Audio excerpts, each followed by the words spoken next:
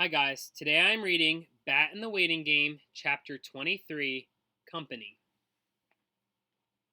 Bat found that he didn't have much of an appetite either, so after he pushed his eggs around his plate for a while, Mom drove him to school. It turned out that everyone there had heard about what happened at the play too. From the moment Bat got out of the car, questions followed him. Bat, did you really take your skunk to the play? Bat, is it true that the auditorium has to be shut down for a whole week? Bat, can you really train a skunk to spray on purpose? Everybody calm down, Mr. Grayson said from the front of the class. Bat wished he could disappear. He wished he didn't have skin for people to look at or ears for people to talk into. Mr. Grayson must have assigned something for the class to do because all around the room, kids were rifling through their desks and flipping open books. Bat, Mr. Grayson said, kneeling beside Bat's desk, what can I do to help you? Bat shook his head. He didn't have any words. He shook his head more, and then he shook it harder and harder, and he kept shaking it. Bat, said Mr. Grayson, but Bat shook his head on and on, like the pendulum of a clock, back and forth, left, right, left, right, left, right. And Mr. Grayson stayed right there, kneeling next to Bat's desk, his hand on Bat's shoulder. Finally, Bat felt better. His throat felt normal again, and it didn't bother him so much that he had skin and ears. Mr. Grayson squeezed his shoulder one more time, then stood up. I think, he said to Bat, that Baby Cakes could use some cuddles. Are you the man for the job? There in her enclosure was Baby Cakes, ears flopping, nose twitching.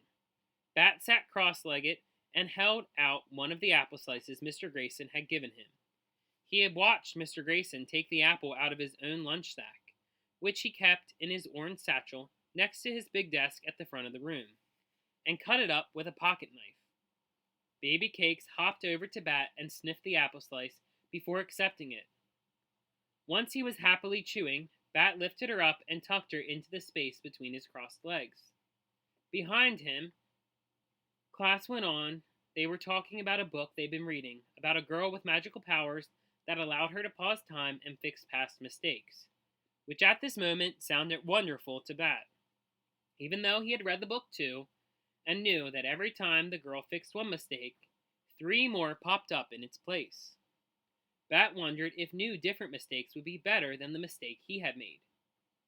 Taking Thor to the play, ruining Janie's big night, and not knowing how to be a better friend to Israel. Maybe not being his friend anymore at all. Do you want some company? Bat looked up. It was Israel. I have company, Bat said, petting Baby Cakes. Israel sighed. I know, he said. I meant human company. Oh, said Bat. Yes, actually, I would like your company. This made Israel smile. He climbed into the enclosure and sat down next to Bat. He leaned over and scratched Baby Cakes between the ears, just the way she liked.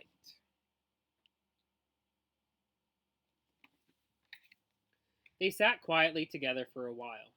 Then Bat said all at once, Are you still mad at me? A little, said Israel. Not really. If you're still mad at me, Bat asked, even a little, then why are you being my company? Because, said Israel, you're my best friend, right? Bat's eyes began to sting like little needle pricks. Yes, he said, but he looked down at Baby Cake's fluffy Angora fur and her sideways ears, not up at Israel. Best friends need to stick together, Israel said. He reached over and pet Baby Cakes. His fingers disappeared into her soft white fur. Then he said, Bat, I have an idea for how you can apologize to Janie. And that is the end of Bat in the Waiting Game, Chapter 23. If you like my channel, you can like and subscribe below. Have a great day.